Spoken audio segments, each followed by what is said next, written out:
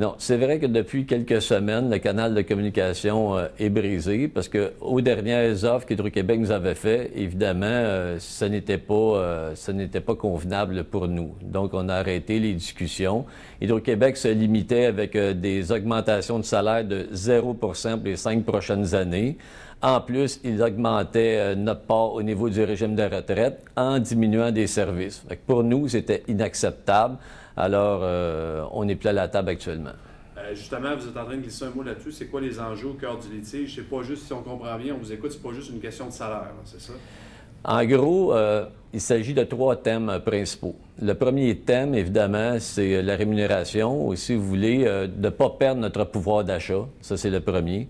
Le deuxième, c'est au niveau du régime de retraite. Et le troisième, c'est l'emploi. Et l'emploi, je tiens à le signaler, à le spécifier, c'est un des points très importants pour nous, car l'emploi inclut évidemment tout l'emploi de la sous-traitance, au niveau de l'organisation du travail, d'assurer une relève de qualité, de conserver notre expertise à l'interne, car nous avons beaucoup d'inquiétudes à ce niveau-là. Vous dites qu'il y a un problème au niveau des technologues avec des postes qui ne sont pas remplacés, mais est-ce que je veux dire, on est en 2014, là, tout s'automatise, la technologie a évolué dans tous les domaines de la société, puis on n'est pas dans les bureaux d'Hydro-Québec, mais on présume que c'est le cas. Est-ce qu'on a vraiment besoin, lorsqu'un poste est aboli, de le remplacer par un technologue, ou si des fois, on ne fait pas des économies de coûts en confiant le tout à la sous-traitance avec moins d'heures exécutées? Bien, ça, évidemment, c'est un gros débat de société. Sans vouloir rentrer dans le détail, je crois que tout le monde peut affirmer que la sous-traitance, ça coûte cher. Je pense que tout le monde, je n'ai pas besoin de nommer les autres endroits, les autres commissions où on en discute actuellement, mais ça coûte cher, ça coûte très cher. Nous, on n'a pas de notre dire que si on conserve une excellente expertise à l'interne, bien, je pense que la population va être gagnante. Puis c'est ça qu'on veut discuter avec l'employeur. On est un syndicat de compromis. On partage avec eux plusieurs tables dans toutes les divisions d'affaires. Je crois qu'on est capable d'avoir des compromis acceptables. On est prêt à évaluer l'organisation du travail. Maintenant, bien, c'est ça. Il faut que la direction soit là, elle aussi, pour en discuter. C'est quoi, on en a glissé un mot au niveau de la sous-traitance. Est-ce que l'Hydro-Québec, lorsqu'on pose la question à l'Hydro-Québec, écoutez, pourquoi, de façon simpliste, on nous explique quand payer un employé, par exemple, 50, 60, 70 000 par année, ou versus avoir recours à la sous-traitance, ça va coûter moins cher parce qu'on appelle la firme quand on en a besoin. Ça, c'est un peu l'argument qu'on nous a expliqué chez Hydro-Québec. Ça vient pas un peu contrecarrer votre argument?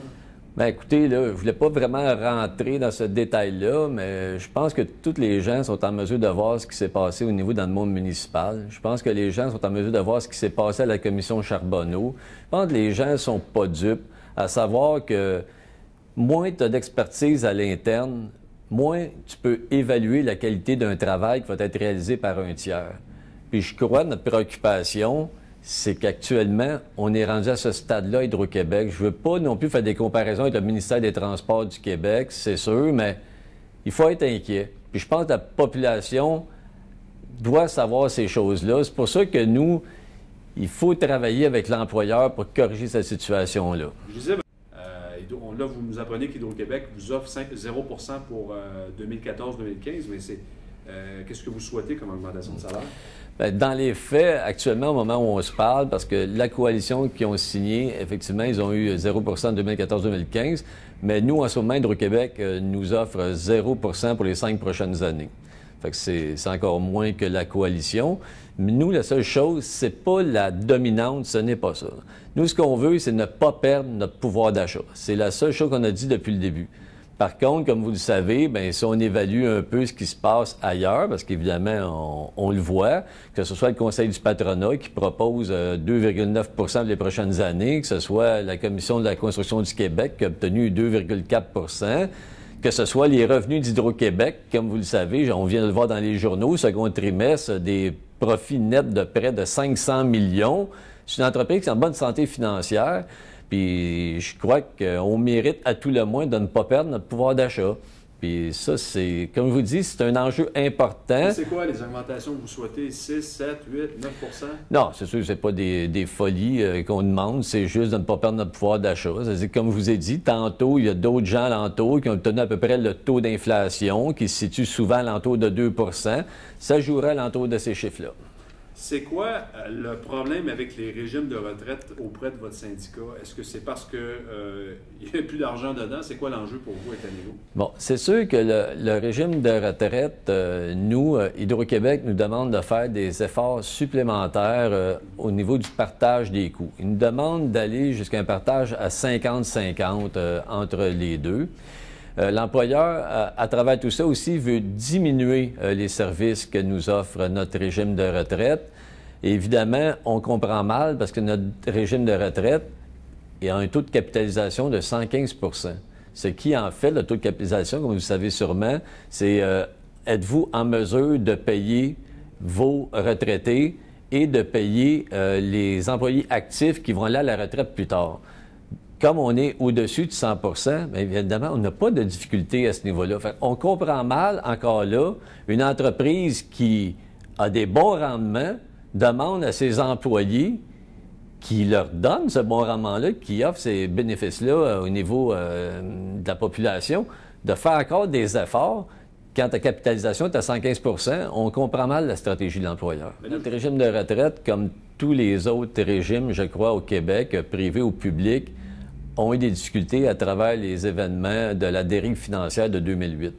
C'est vraiment à partir de là, je crois, que tous les régimes ont eu certaines difficultés.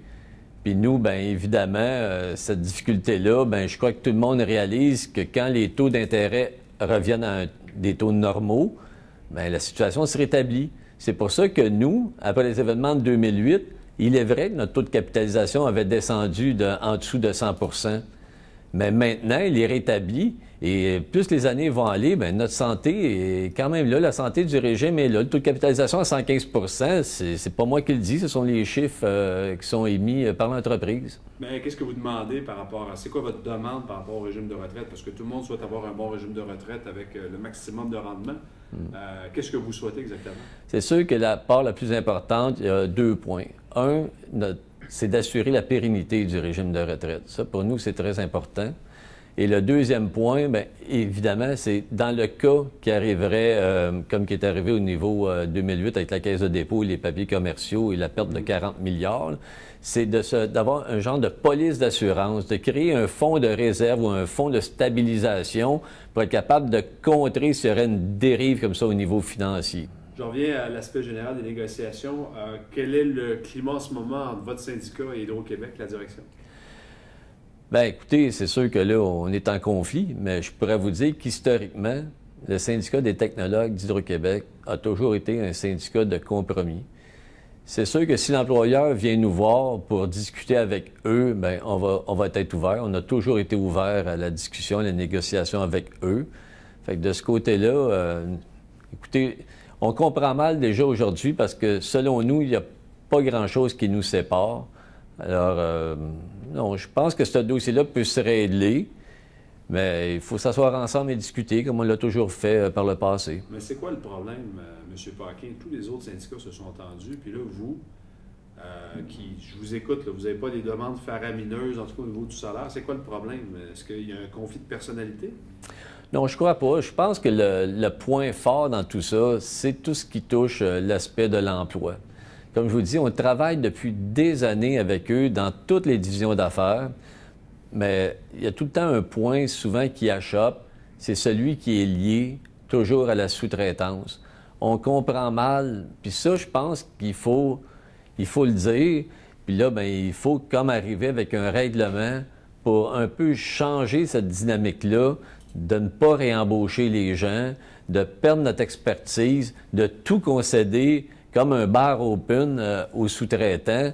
Il faudra faire quelque chose là-dedans. Peut-être que nous, comme syndicat, cette problématique-là est plus importante à cause des niveaux technologiques, comme vous l'avez dit, peut-être parce que le travail maintenant peut se faire à distance dans bien des façons, mais c'est une préoccupation qui est très importante pour nous. Fait que c'est peut-être à cause de ce point-là spécifiquement, puis pour les autres, mais ce n'est pas la même problématique. Mais ça veut... Je comprends qu'il y a une volonté de votre part. Il y a un canal de communication qui n'existe pas. Là. Ça semble être brisé. C'est pas inquiétant, ça? Vous les avez avec la direction? Oui, avec la direction Hydro-Québec. Non, je crois pas. Je crois que ça, c'est une pratique courante. Écoutez, ça fait quand même longtemps que je suis dans l'entreprise. On a vécu beaucoup de négociations comme celle-là. Je crois que c'est stratégique. Mais vous savez, en parlant avec beaucoup de personnes, même des gestionnaire, je pense que tout le monde comprend cette situation-là. Tout le monde a à cœur qu'Hydro-Québec demeure aux Québécois. Puis ça, je vous dis, aller rencontrer les employés, même les gestionnaires, puis je pense que c'est logique qu'on s'inquiète de la situation actuelle au niveau de l'emploi. Je profite de l'occasion où vous êtes là, parce que c'est pas souvent qu'on reçoit les syndicats, mais on est dans un contexte particulier au Québec. On en parlait, les régimes de retraite d'un côté, mais il va y avoir aussi la commission de la révision des programmes au niveau du gouvernement, où on veut vraiment prendre la liste d'épicerie, là, item 1, 2, 3, 4, 5, qu'est-ce qui est essentiel et qu'est-ce qui ne l'est pas. Vous n'êtes pas inquiet dans le contexte de compression budgétaire qu'Hydro-Québec n'ait pas le choix de niveler par le bas et de ne pas nécessairement vous donner ce que vous devez avoir, ce que vous souhaitez avoir? Bien, écoutez, à date, ce qu'on peut dire, c'est que c'est exactement la position où il se trouve. Parce qu'actuellement, Hydro-Québec ne nous offre rien. C'est de niveler par le bas et nous trouvons ça inacceptable. C'est sûr que nos requêtes, comme vous l'expliquez depuis tantôt, c'est pas farfelu, là. On ne demande pas du 10 d'augmentation salariale. On veut juste ne pas perdre notre pouvoir d'achat. C'est tout ce qu'on demande. Au niveau du régime de retraite, on ne demande pas non plus des folies. On a déjà un régime qui fait notre affaire, qui est en santé financière. Ce qu'on veut, c'est juste assurer la pérennité de notre régime. Puis on voudrait avoir un fonds juste pour nous protéger au cas où il arriverait une débâcle au niveau économique comme qui est arrivé en 2008. Pour le reste, c'est de parler de l'emploi, de l'avenir de nos jobs, de l'avenir d'Hydro-Québec, parce qu'on a des craintes. Actuellement, il y a des pertes, des gens qui quittent par milliers, il n'y a pas d'embauche. Bien évidemment, on est inquiet de cette situation-là. Fait que de dire qu'Hydro-Québec, nivelé par le bas, je m'excuse, mais là, non. Nous, ce qu'on veut, c'est s'assurer que cette entreprise-là, on a une expertise solide à l'interne. Et c'est tout ce qu'on désire. Puis je pense que la population est avec nous à travers ça. Vous n'avez pas l'impression que vous allez devoir mettre de l'eau dans votre vin, vous aussi, c'est-à-dire avec une convention collective qui ne soit pas nécessairement satisfaisante. Et ça veut peut-être dire aussi qu'Hydro-Québec pourrait couper des emplois parce qu'elle aussi devra faire des choix en termes de compression. Bien, vous savez, déjà, comme vous l'avez déjà dit, nous sommes un syndicat de compromis. On l'a démontré. Le syndicat des technologues d'Hydro-Québec existe depuis, ça va faire 50 ans qu'on existe. On est le plus vieux syndicat d'Hydro-Québec. On a vécu des conflits par le passé. Par contre, on a toujours été là pour rendre service à la population, que ce soit des étapes du verglas ou toutes les cataclysmes, vous voulez, on a toujours été au rendez-vous. On a toujours demandé à nos membres d'être les meilleurs possibles pour éviter justement que la sous-traitance vienne nous gruger notre expertise. Tous ces exercices-là de discussion avec l'employeur sur l'organisation du travail, on est dans chacune des divisions d'affaires. Depuis des années, on travaille conjointement avec eux. Mais là, écoutez, moi, personnellement, écoutez, je prêche peut-être pour ma paroisse, mais on a un bon syndicat qui voit clair dans ce qui se passe au niveau de la société. Puis je crois qu'on est capable de faire notre part des choses. Fait que l'entreprise, si elle arrive avec un ensemble, on va l'évaluer. Mais comme je vous dis, nos demandes, je crois, que sont très honnêtes. Lorsque vous entendez la CAQ marteler sur Hydro-Québec là-dessus, c'est quoi? Bien, écoutez, M. Legault, on a déjà eu l'occasion de lui poser quelques questions, à savoir ses analyses sur Hydro-Québec, il les prenait où? Et là, il a eu quand même, il nous a partagé que ça venait de l'Institut économique de Montréal, en particulier d'un M. Garcia, qui, évidemment, lui, travaille depuis des années à la privatisation d'Hydro-Québec. Et ces chiffres-là ont été démentis à plusieurs reprises. C'est probablement pour cette raison que la privatisation ne se fait pas encore aujourd'hui. Mais M. Legault, écoutez, je crois qu'il commence à être connu un peu, là. C'est un peu de la démagogie. Mais nous, de la manière que nous le vivons à l'interne, écoutez, on n'est pas du tout à la même place que M. Legault. Nous croyons qu'Hydro-Québec est une excellente entreprise. Quand vous comparez les coûts avec les autres provinces ou même les autres pays, je crois que les tarifs sont quand même assez bas. Je crois au niveau de l'indice de continuité, nous sommes un des meilleurs, sinon le meilleur en Amérique du Nord. Je crois que c'est une belle entreprise. Puis je vous le dis, je crois que ça vaudrait la peine qu'on conserve cette entreprise-là pour le Québec. Alors, je reviens à mon dossier de l'emploi. Moi, je vous le dis, c'est sûr que c'est important, le régime de retraite et la rémunération. Mais je pistonne encore là-dessus. Il faut s'assurer qu'on ait une expertise importante à l'interne. Sinon, on ne sait pas ce qui peut arriver. Puis à ce moment-là, peut-être que si on manque de plus en plus d'expertise, peut-être que s'il y a encore moins d'embauches, bien, ça se peut que là, la solution de M. Legault sera peut-être la seule qui sera acceptable à ce moment-là. Mais je vous le dis, pour moi, pour mes enfants, je ne souhaite pas que ça arrive. Parce qu'Hydro-Québec, c'est une entreprise qui rapporte environ 3 milliards par année. 75 des dividendes d'Hydro-Québec retournent dans les coffres de l'État pour l'éducation de vos enfants, pour les hôpitaux de vos parents. Cet argent-là va là. Si c'est privatisé, qui va payer? C'est un pensez-y bien. En terminant, vous avez dit en partant, il n'y aura pas de panne d'électricité, mais c'est quoi la prochaine étape? La prochaine étape, c'est d'avoir un règlement avec l'employeur. Mais si ça ne fonctionne pas? Écoutez, c'est sûr que ça va fonctionner. On n'a pas le choix parce qu'on s'est toujours entendu avec l'entreprise. Moi, je pense qu'avec des interviews comme on fait actuellement, je crois qu'il y a du monde qui vont évaluer tout ça puis qui vont dire « Je comprends pas qu'Hydro-Québec ne réussisse pas à s'entendre avec ce syndicat, un syndicat de compromis. 50 ans qu'il est dit dans cette entreprise-là, pourquoi ne réussirait-il pas à s'entendre aujourd'hui? » Moi, je vous le dis, on est ouvert. On attend juste qu'Hydro-Québec, elle aussi, démontre un peu une attitude positive. Puis je suis sûr qu'on va arriver à un règlement comme on a toujours réussi depuis les 50 dernières années. Dernière question, c'est vrai que c'est la dernière. Vous m'avez dit tout à l'heure, moi-même, je suis à l'autre de la retraite. Comment vous vous sentez avec ce qui se passe en ce moment, vous, personnellement? Pas comme porte-parole du syndicat, mais vous, là, à la maison. Ben, écoutez, je ne voudrais pas être trop négatif, là, mais c'est sûr que ça m'inquiète. Ça m'inquiète réellement parce que, vous savez, ça fait quand même 30 ans que je travaille à cette entreprise-là.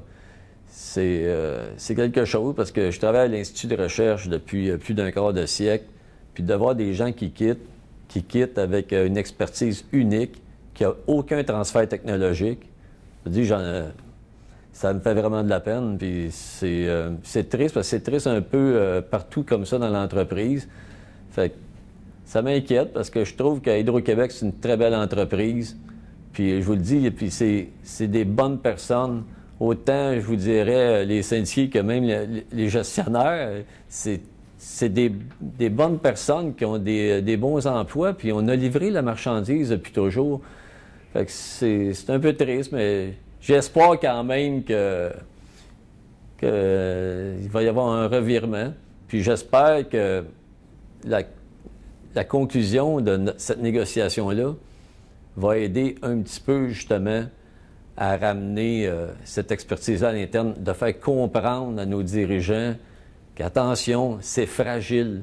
On a peut-être atteint un seuil que là, on ne peut plus aller plus bas, là. Il faut réembaucher. Il faut réembaucher des jeunes. C'est des bons jobs pour l'avenir. Il faut assurer une relève. Il faut avoir des bons plans de formation. Il faut être prêt. Puis comme par le passé, être toujours les meilleurs. Puis s'il y a des cataclysmes aux États-Unis, partout, on va toujours être prêt à aller les aider. Il faut prendre notre place.